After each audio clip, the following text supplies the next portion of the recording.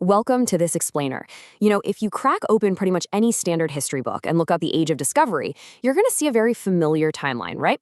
We're taught that the grand narrative of transatlantic exploration basically kicks off with Christopher Columbus. But what if I told you that the history of oceanic exploration actually has a massive forgotten chapter? A chapter filled with just unimaginable bravery, terrifying unknowns, and a spirit of discovery that predates our traditional textbooks by centuries. Today, we're unpacking an incredible historical account that completely reframes how we look at the early pioneers of the Atlantic. Okay, let's dive into this. 300. That is how many years before Columbus an absolutely incredible, honestly almost unbelievable transatlantic voyage took place. So long before European monarchs were writing blank checks to fund these massive fleets, a completely different expedition launched itself into the absolute unknown. Section 1. Sailing the Sea of Darkness. To really wrap our heads around this journey, we've got to travel back in time to the city of Lisbon, way before it became the capital of a global maritime empire. We're looking at the story of 8 young men. Now, they weren't royalty, they weren't seasoned military commanders, and they definitely weren't wealthy merchants hunting for new trade routes or gold. They were literally just 8 cousins. And they decided to brave the Atlantic Ocean, which back then went by a much more intimidating name to both Muslims and Europeans, the Sea of Darkness.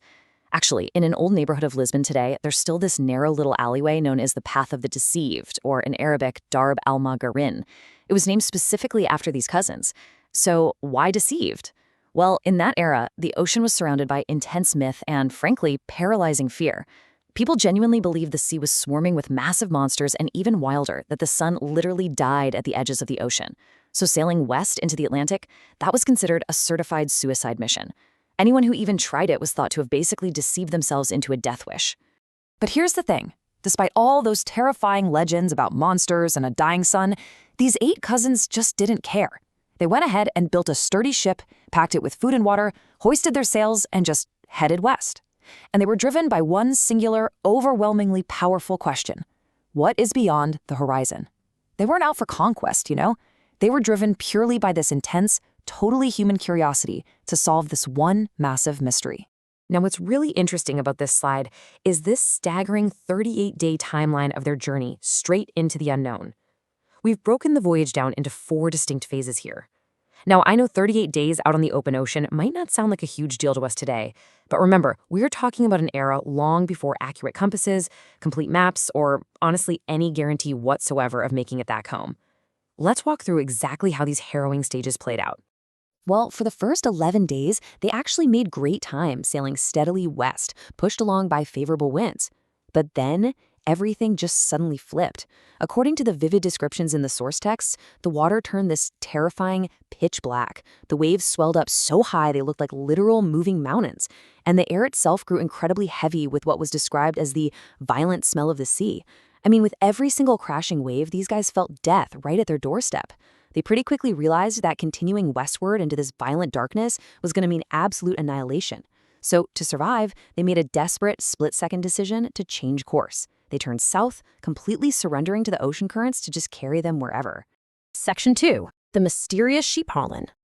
Okay, so after drifting completely helplessly for 12 grueling days, they finally spot land. But as they were about to find out, this island was completely bizarre.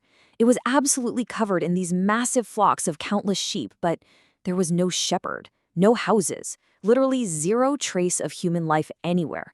It was almost like this place was created just to be a weird riddle sitting right in the middle of the ocean. Now, they were starving, right? So the cousins naturally slaughtered a few of the sheep to eat. But in a totally unexpected twist, the meat was overwhelmingly bitter. Like, so incredibly bitter, it was totally inedible. So, unable to even eat the meat, they just grabbed the animal skins, got back on their ship, and pushed forward once again into the great unknown. Section 3. Prisoners of the King. So they sail for another 12 days, and they spot land again. Only this time, it's covered with cultivated fields, actual buildings, and really clear signs of life. You can imagine the cousins breathing this massive sigh of relief, thinking their nightmare journey was finally over. But actually, scratch that. The strangest chapter of the whole adventure was literally just kicking off. Almost the second they arrived, they were intercepted. These incredibly fast boats just swarmed their ship from every single direction before they even had a chance to react or flee. Our 8 ragged, starving, exhausted cousins were swiftly captured and hauled off to a coastal city. And once they got there, they encountered people unlike anyone they'd ever seen before. The locals were described as these really tall men with blonde hair and soft features, and women whose beauty was supposedly beyond description. And the explorers? Well, they were entirely at their mercy.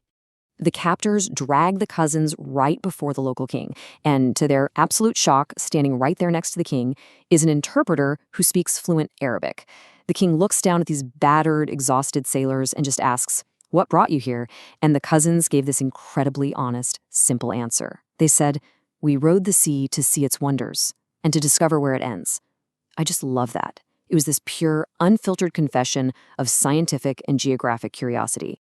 And this brilliantly illustrates the dynamic of the moment, because the king didn't laugh at them at all. Instead, he gave this smile that was sort of a mix of wonder and pity. And he reveals something totally mind-blowing.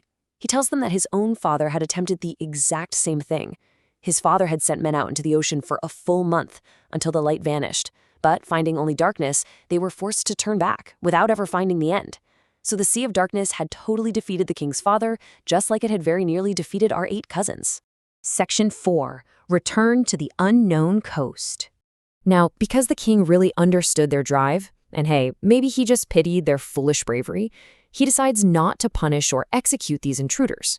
Instead, he orders their release. But, as you might guess, it wasn't exactly a simple handshake and a goodbye. First, the cousins are strictly blindfolded. Then they're loaded into these small boats. For 3 full days, their captors sail them across the water in total pitch-black darkness. And finally, they're just dragged onto some unknown shore, dumped on the sand with their hands still completely bound, and left right there as the boats row away.